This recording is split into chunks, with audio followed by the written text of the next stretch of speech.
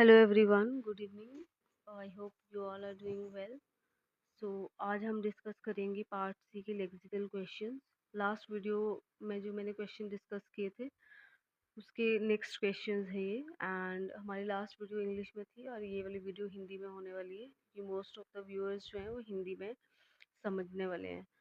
सो हम first question जैसे कि देख सकते हैं। फर्स्टली मैं बताना चाहती हूँ कौन से टाइप के क्वेश्चंस होने वाले हैं। सारे क्वेश्चन लेक्सिकल क्वेश्चंस और you can say reference based और लेक्सिकल क्वेश्चंस विद वर्ड। अब लेक्सिकल क्वेश्चन और रेफरेंस एंड फ्रेजेस वाले क्वेश्चन में क्या डिफरेंस है। जैसे कि आप स्क्रीन पे देख सकते हैं कि आपको एक हाईलाइटेड फ्रेज दिया होगा, जैसे यहाँ पे लिखा है raising the bar, question number 5। और लेक्सिकल सिंपल अगर हम क्वेश्चन की बात करें तो उसमें आपको कुछ स्पेसिफाइड जो है वर्ड्स दिए होते हैं जो हाईलाइटेड होते हैं, जैसे it, he, she, they, those, such kind of words जो है हाईलाइटेड दिए गए होंगे क्वेश्चन में।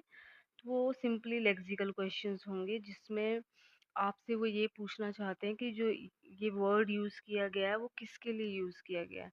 तो लेक्सिकल क्वेश्चन में बेसिकली क्या होता है, जो पैराग्राफ होता है वहाँ पे मान लो किसी एक्स वाई जेड की बात हो रही है, आप फुल नेम, जैसे मेरा नाम कविता है, मेरे बारे में कोई बात हो रही होगी, कविता इज़ अ ओईटी ट्यूटर और वटेवर, मेरे बारे में कोई बात हो रही होगी, तो बार बार आप नेम नहीं ले सकते हो, तो वहाँ पे आप शी करके रेफर कर रहे होंगे मुझे। तो जो मेरे नेम को रिप्लेस किया है शी ने, सो दिस इज नाउन एंड ये है प्रोनाउन। ओके। सो जो शी है वो किसको रेफर कर रहा है, इस तरीके का क्वेश्चन होगा तो आपको पता होना चाहिए कि शी कविता को रेफर कर रहा है। नाउन को जो रिप्लेस करे, जो प्रोनाउन वर्ड जो नाउन की जगह ले, जिससे हमें ये पता चले कि किसके बारे में बात हो रही है, इस तरीके के क्वेश्चंस को लेक्सिकल क्वेश्चंस कहते हैं। ठीक है, तो ये एक जस्ट एग्जांपल था कि आप कैसे लेक्सिकल क्वेश्चंस को सॉल्व करते हैं, जिसको समझने के लिए मैंने ये एग्जांपल दिया। तो इस तरीके के क्वेश्चन के साथ साथ हमारे पास रेफरेंस बेस्ड क्वेश्चन भी होते हैं, जिसमें कोई एक वर्ड या कोई एक लाइन को हाईलाइट किया गया होता है और उससे टेक्स्ट में किसी चीज़ का रेफरेंस दिया गया होता है, जैसे जिसके बारे में बात हो रही होती है। इडियम बोल सकते हैं आप इसको, जैसे हमारे हिंदी में मुहावरे होते हैं। कोई मुहावरा होता है, उसको यूज़ करके कोई बात कही जाती है। अब ज़रूरी नहीं है कि आपको हर मुहावरे का अर्थ पता हो, लेकिन आप थोड़ा सा गेसिंग टेक्निक यूज़ कर सकते हो जब भी आपको ऐसे क्वेश्चंस आए और आपको इसका मतलब ना पता हो। आप टेक्स्ट पढ़ सकते हो अच्छे से एंड जितने भी आपके ऑप्शन है, ट्राई टू फिक्स और put your options one by one उस रेफरेंस वाली जगह पे, जैसे रेजिंग द बार जो दिया गया है, मान लो अगर हम यहाँ पे जाएं, हमेशा इस तरीके के क्वेश्चंस या जो ये हाइलाइटेड वर्ड्स होते हैं ये आपको टेक्स्ट में भी हाइलाइटेड ही मिलेंगे, तो it will be very easy to find such words. Okay, users go the extra mile. अब हमें रेजिंग द बार देखना है, जैसे इस वाले टेक्स्ट में ये हाइलाइटेड नहीं था बाय चांस, अदरवाइज ये मैंने पहले से हाईलाइट करके रखा है। तो रेजिंग द बार यहाँ पे दिया है।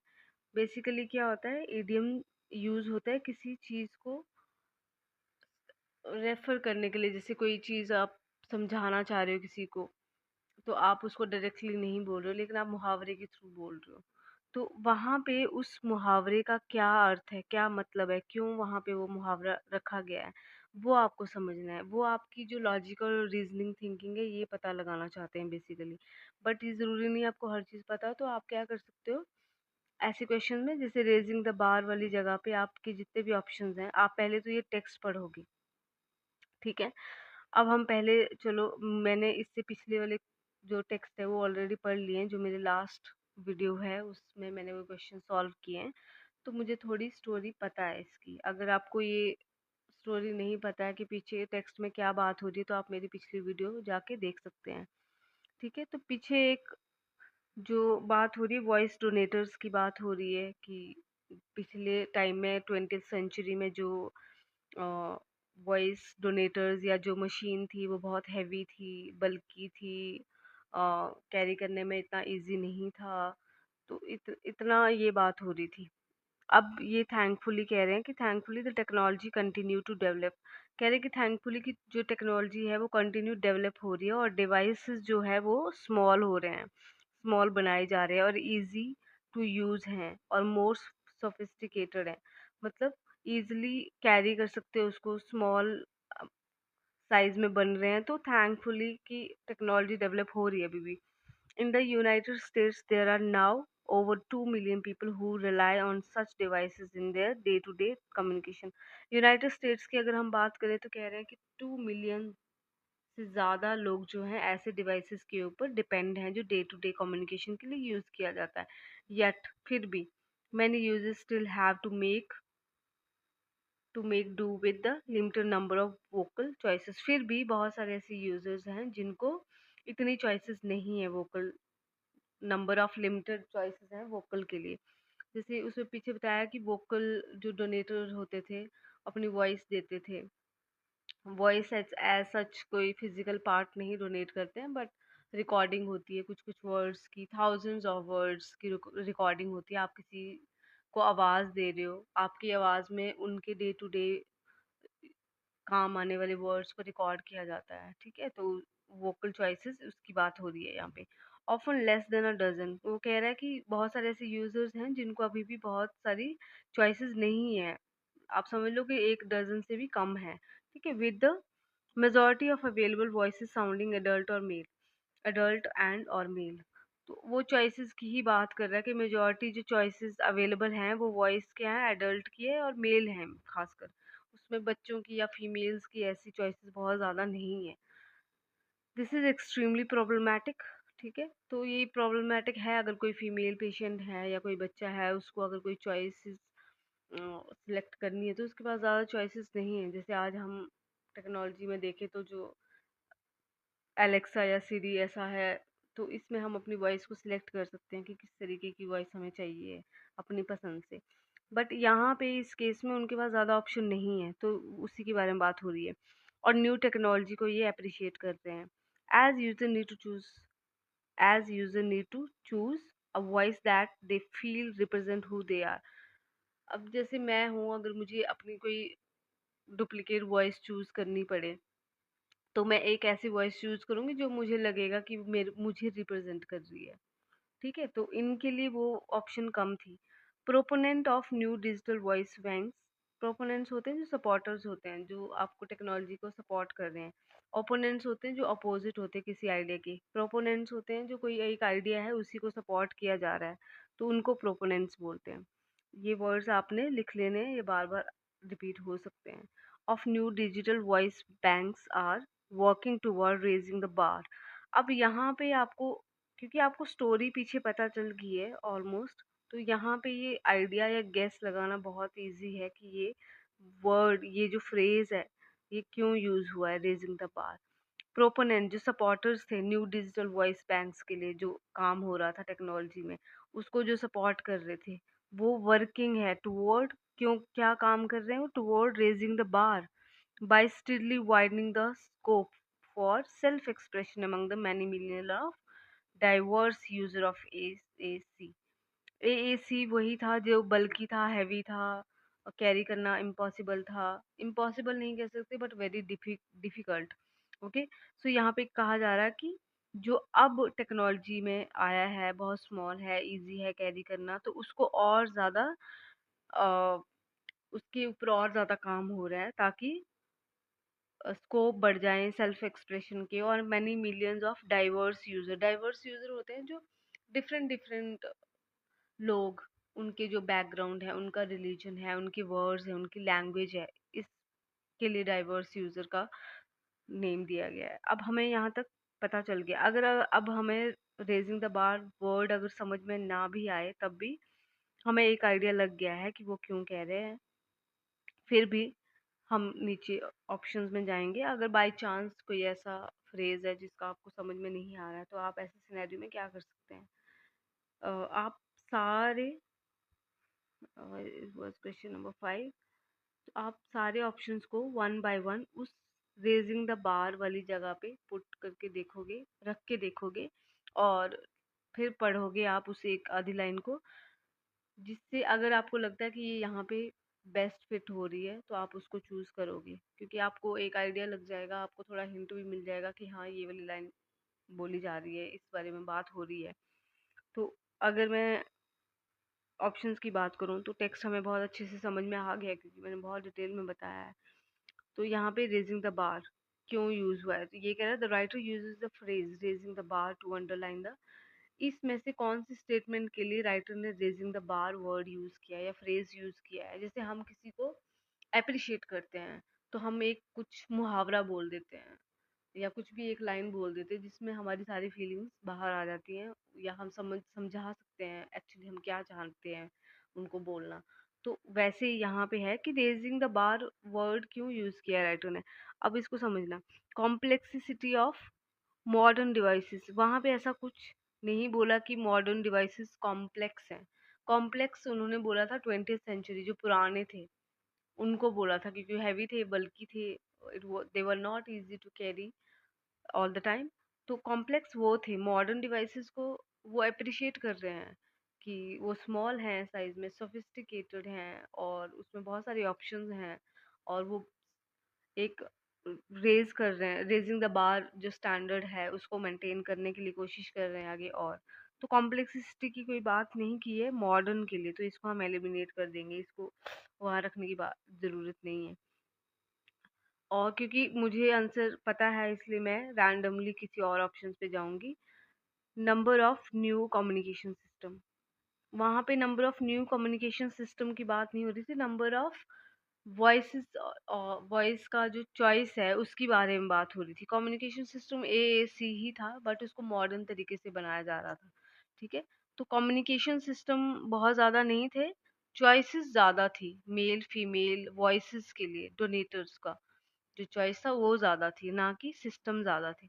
High quality of sound recording, sound recording की वहाँ पे कोई बात ही नहीं हो रही, वहाँ जस्ट ये बात हो रही है उसके साइज का, और उसके ऊपर और काम हो रहा है, वो बात हो रही है। ठीक है, तो ऑप्शन क्या बचता है हमारे पास, need for our diverse range of voices, जो वहाँ पे नीड थी जिसके ऊपर काम किया जा रहा था, डाइवर्स रेंज ऑफ वॉइसेस, तो उसके ऊपर काम हो रहा था ताकि जो स्टैंडर्ड है वो रेज किए जा सके। अब अगर हम इस लाइन को वहाँ पे रख के देखें, need for a diverse range of voices, different, need क्या मतलब ज़रूरत थी या ज़रूरत है डिफरेंट टाइप ऑफ वॉइसेस की, तो वहाँ पे जैसे ऑलरेडी बोला था कि मेल मेल वॉइसेस ज़्यादा थी, या एडल्ट वॉइसेस ज़्यादा थी, वहाँ पे फीमेल या फिर चाइल्ड के लिए ज़्यादा ऑप्शन नहीं थी। तो यहाँ पे अगर हम देखें, यहाँ पे अगर यहाँ पे भी लिखा हुआ है ना डाइवर्स यूजर ऑफ AAC, तो अगर यहाँ पे देखें, proponent of new digital voices banks are working toward diverse range of voices, diverse need for a diverse range of voices. तो यहाँ पे भी वही लाइन रख के पढ़ो एक बार, proponent of new digital voice bank are working toward need for the diverse range of voices by by steadily widening the scope for self expression। कैसे काम कर रहे थे वो, जिसकी ज़रूरत थी वॉइस की, need for diverse range of voices, हमें ज़रूरत थी डाइवर्स रेंज ऑफ वॉइसेस की, बहुत सारे ऑप्शंस की, उसके ऊपर काम हो रहा था। वाइडनिंग द स्कोप, वाइडनिंग मतलब फ्यूचर की बात हो रही थी कि स्कोप बढ़ जाएंगे उससे, उसकी कोशिश हो रही थी कि वाइडनिंग द स्कोप के बारे में बात हो रही थी कि अगर ज़्यादा ऑप्शंस होंगे तो ऑप्शंस लोगों के पास ज़्यादा होंगे तो वो उनके लिए और बेटर है, ताकि वो सेल्फ एक्सप्रेशन ज़्यादा अच्छे से कर सकते हैं। फिर डाइवर्स यूजेस ऑफ AAC, वही डिफरेंट रिलीजन डिफरेंट लैंग्वेज, उसमें वो इजीली चूज कर सकते हैं कौन सी वॉइस उनको चाहिए।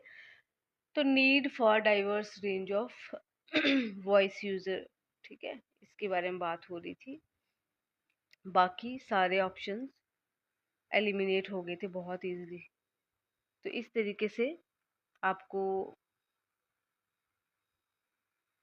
जो है आंसर सिलेक्ट करना है आपका। अगर आपको कोई इडियम समझ में नहीं आ रहा, कोई फ्रेज समझ में नहीं आ रहा, तो आप वन बाय वन ऑप्शंस को वहाँ पे प्लेस कर सकते हो and you will get an idea कि कौन सा सही से फिट हो रहा है या नहीं हो रहा है। Okay.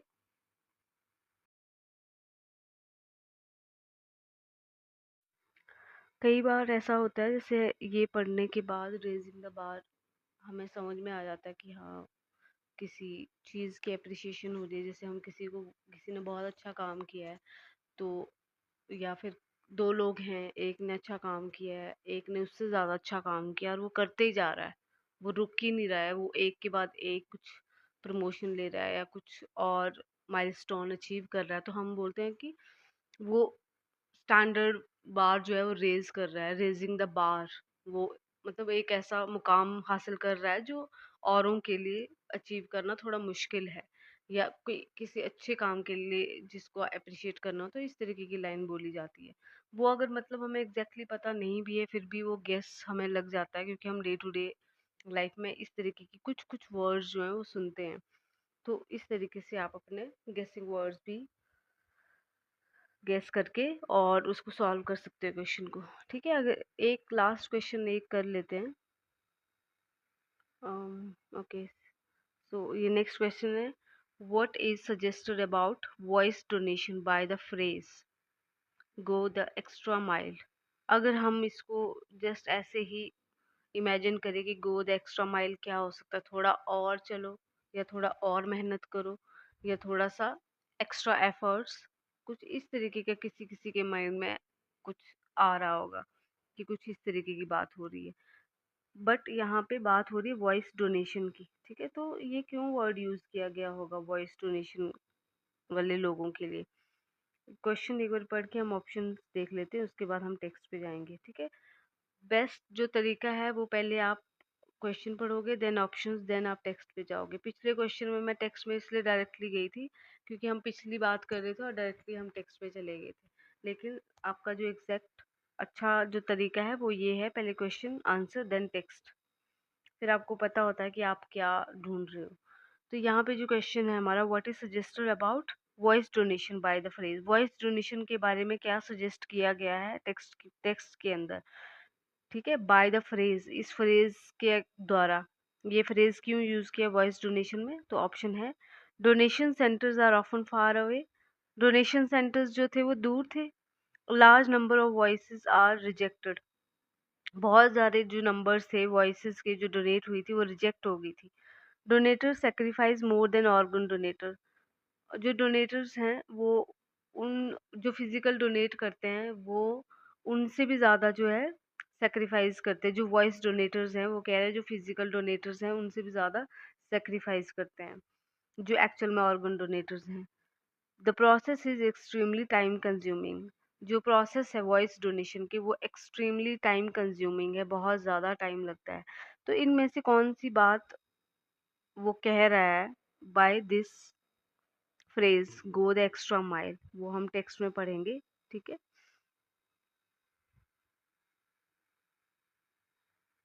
So this is already highlighted in the text, go the extra mile. अब हम इससे एक दो लाइन जहाँ पे फुल स्टॉप है उसके आगे का पढ़ेंगे, और अगर हमें तब भी समझ में नहीं आएगा तो हम थोड़ा सा और पीछे पढ़ेंगे।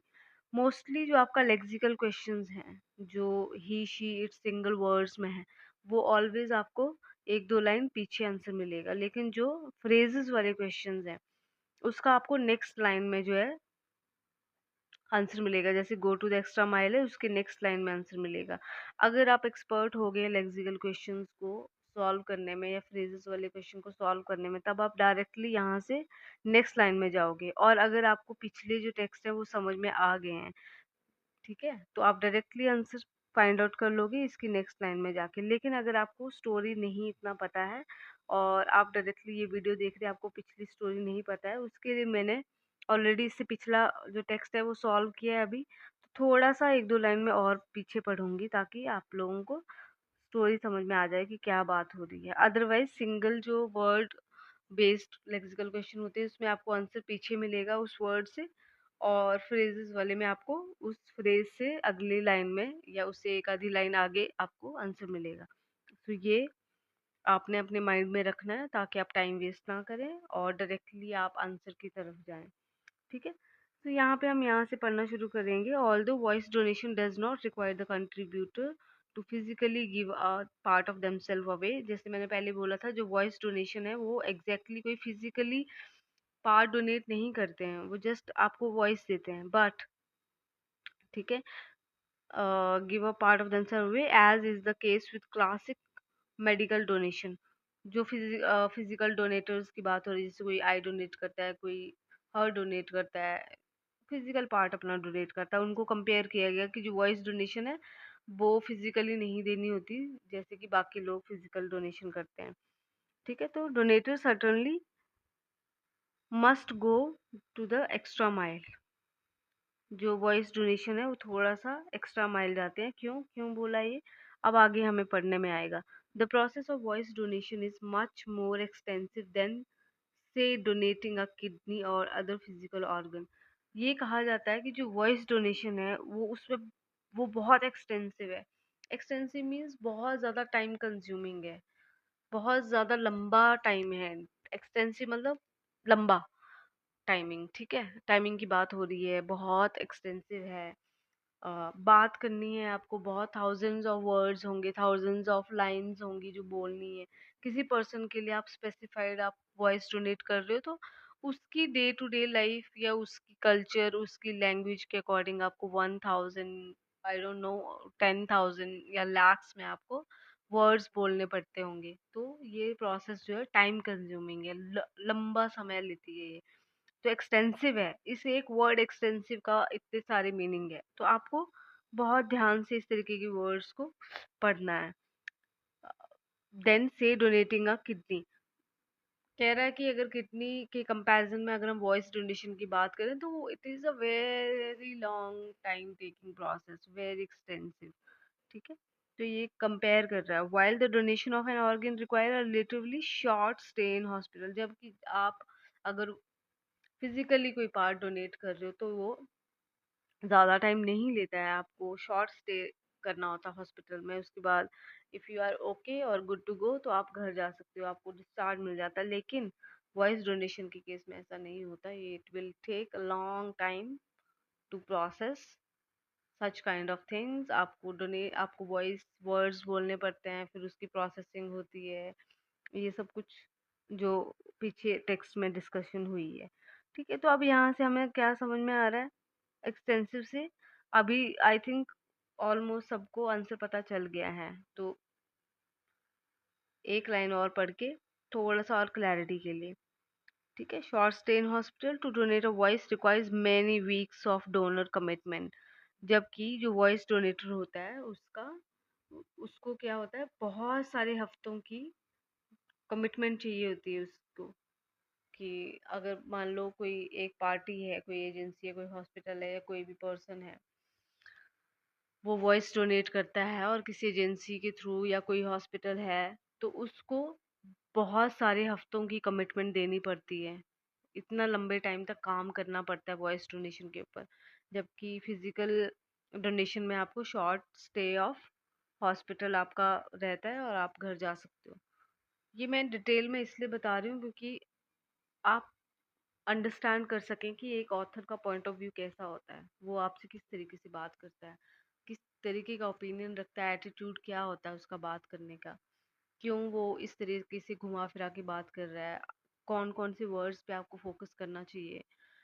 ठीक है, फाइनल में आपको इतना टाइम नहीं मिलेगा, you will take 2 minutes for each question, but ये आप तभी कर पाओगे जब आप प्रैक्टिस के टाइम पे डिटेल में पढ़ते हो, एक एक लाइन का मतलब समझते हो आप। ठीक है, क्योंकि इस टाइम पे आपके पीछे कोई हरी वाला सीन नहीं है, रश नहीं करना है इस टाइम पे कि जस्ट फिनिश करना है।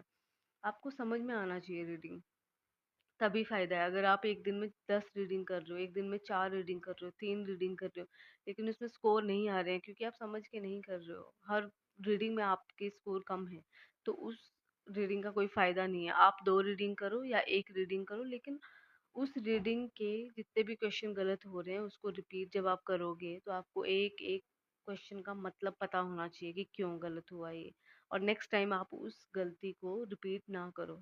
यही एक सही तरीका है रीडिंग को स्टार्ट करने का या रीडिंग को ख़त्म करने का। ठीक है, अब बहुत अच्छे से हमने ये टेक्स्ट पढ़ लिया है, तो अब हम जाएंगे डायरेक्ट अपने क्वेश्चन पे, जहाँ पे हम इजीली अपना आंसर निकाल सकते हैं, क्योंकि हमने बहुत अच्छे से पढ़ लिया और हमें पता है अब आंसर क्या है।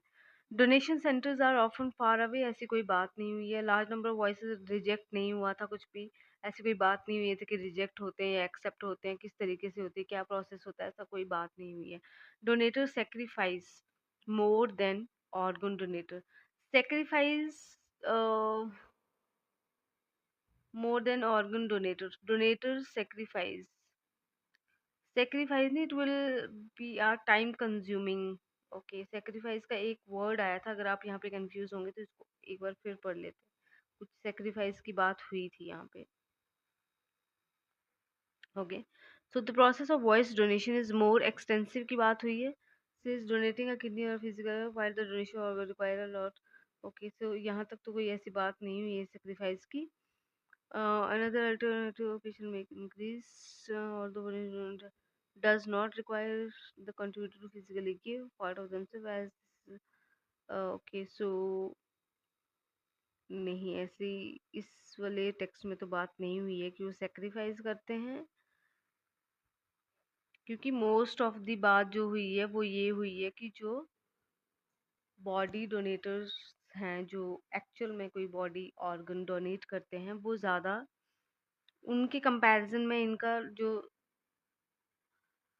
डोनेशन का प्रोसेस बताया वो एक्सटेंसिव बताया है, टाइम कंज्यूमिंग बताया है, बट सेक्रीफाइस वाला ऐसा कुछ सच बोला नहीं है। तो अपने पास ऑप्शन बचा डी, जिसमें एक्सटेंसिव वर्ड यूज़ किया है आपके टाइम कंज्यूमिंग के लिए। Okay, so this is how we get our answer by eliminating the wrong ones. Okay, so आपको डायरेक्टली आंसर मिल जाए ये ज़रूरी नहीं है। तो अगर बाय चांस अगर आपको आंसर पता भी लग गया है, तो उसमें भी आपको क्या करना है, एलिमिनेशन पक्का करना 100%, बाकी के 3 ऑप्शन, ताकि आप 100% श्योर हो सके कि यही आंसर है। क्योंकि जो क्वेश्चन ईज़ी लग रहा है, हो सकता है वो इतना ईज़ी ना हो, उन्होंने कुछ लूप होल्स दिए हों बाकी 3 ऑप्शंस में, but some time may be question such में ईजी है। तो उस केस में भी एलिमिनेशन टेक्निक यूज़ करके एक बार अपने आंसर को मेक श्योर कर लो कि वही आंसर है, क्योंकि रीडिंग में एलिमिनेशन टेक्निक सबसे ज़्यादा इम्पॉर्टेंट है, जहाँ आप जिसको यूज़ करके एलिमिनेशन टेक्निक को यूज़ करके आप अपने आपको वो श्योरिटी दे सकते हैं कि हाँ, ये वाला आंसर एग्जैक्टली करेक्ट है, क्योंकि आपने एलिमिनेट किया है, रॉन्ग ऑप्शंस आपको पता हैं। तो आप ये टेक्निक यूज़ करके बहुत इजीली स्कोर अच्छा कर सकते हो रीडिंग में। ठीक है, सो अभी आज की वीडियो यहीं ख़त्म करते हैं, और नेक्स्ट वीडियो में लेक्सिकल क्वेश्चन की वीडियो बनाऊंगी, जिसमें सिंगल वर्ड ही, शीट में, दोज, दे, ऐसे वर्ड्स होंगे।